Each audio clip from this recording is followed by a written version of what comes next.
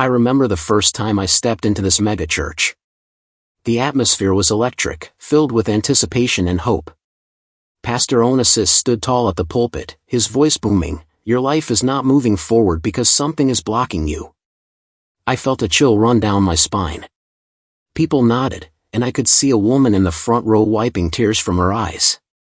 "In the spirit, I saw chains on many of you," he continued, his eyes scanning the congregation. "But God said, there is a way out." That was his hook. My heart raced. I felt as if he could see straight into my soul. I was captivated. The next Sunday, Pastor Onassis returned with more fervor. "I did not sleep last night," he declared, breathing heavily. God opened my eyes. He pointed at a man in a blue shirt. "Your mother's house is fighting you." The man froze, then collapsed. It was incredible. From that moment, I couldn't doubt him. I had to know more. As the weeks passed, I observed everything closely. I watched how fear gripped the congregation, how the pastor's words transformed hope into desperation. Little did I know, a storm was brewing, and I would soon find myself at the center of it all. One evening, Pastor Onassis announced, "God spoke to me during my prayer last night. There are 12 people here. If you don't act fast, your opportunity will die." The urgency in his voice sent a wave of panic through the crowd. People jumped to their feet, their faces a mix of fear and determination. "If you are one of them, bring 100,000 Nigerian nairas now. I will pray a dangerous prayer." My heart raced as I watched wealthy men rush to the front, throwing money into the offering basket like it was their last chance. I felt a knot in my stomach. It didn't stop there. The following week, he whispered, "This is not for everybody." He raised a small key. "This key will open closed doors, but it must be activated, $1,000. Only those who are serious." Men and women scrambled to donate, desperate for a miracle. Abel, my friend, stood beside me, eyes wide. "This feels wrong," he murmured. I wanted to agree, but I felt trapped in the web of faith and fear. My mind raced with questions. What was happening to our church? I could see the excitement and anxiety in the faces around me. Each week, the stakes grew higher, and I felt myself being pulled into the whirlwind of desperation. It was all too much, yet I was too scared to leave. Pastor Onassis seemed to thrive on the chaos he created. One Sunday, he suddenly declared, "I saw death moving in this church." Gasps filled the air, and people began to tremble. But God showed me special water. He held up a bottle like it was a treasure. "If you drink this water for 3 nights at midnight, any spirit of death will pass you."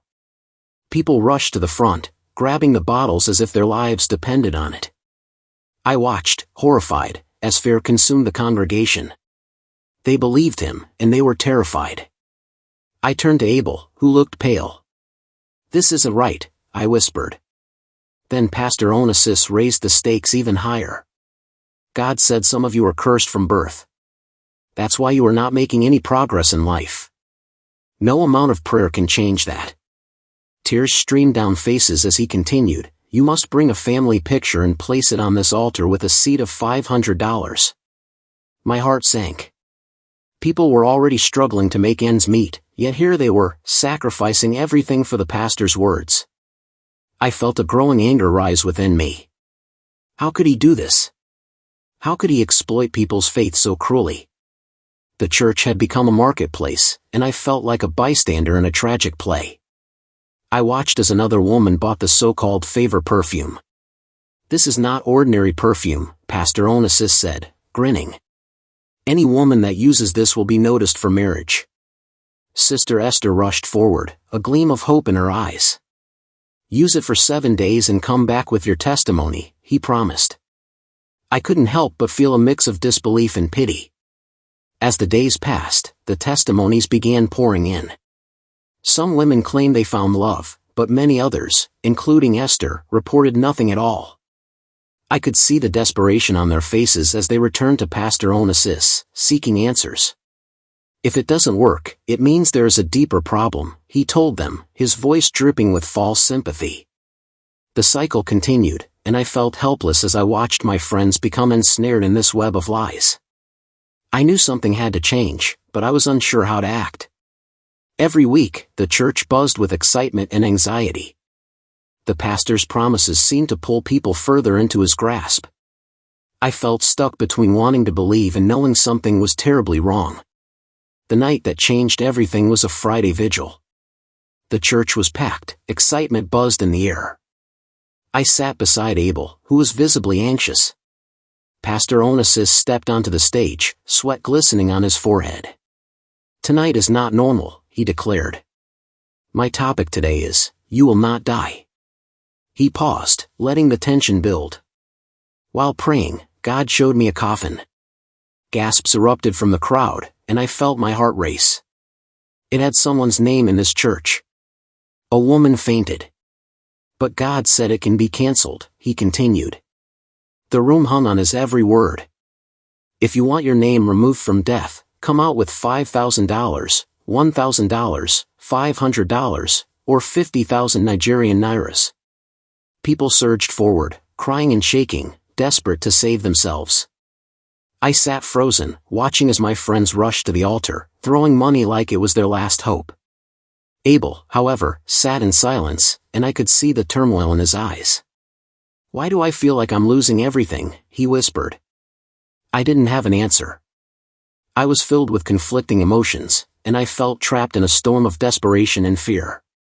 Abel's silence was deafening as chaos unfolded around us. I felt the weight of confusion and anger pressing down on me. How could this be happening? Why were people so willing to pay for salvation? I looked at Abel, his hands trembling.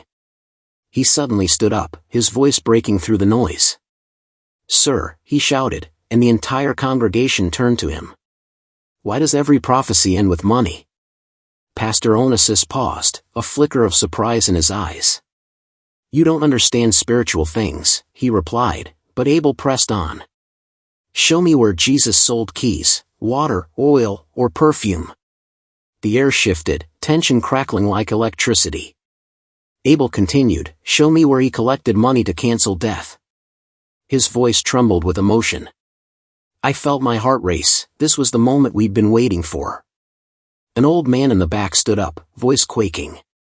"I paid last week. My son still died." A murmur of disbelief rippled through the crowd, and then a woman sobbed, "I have bought everything, nothing changed."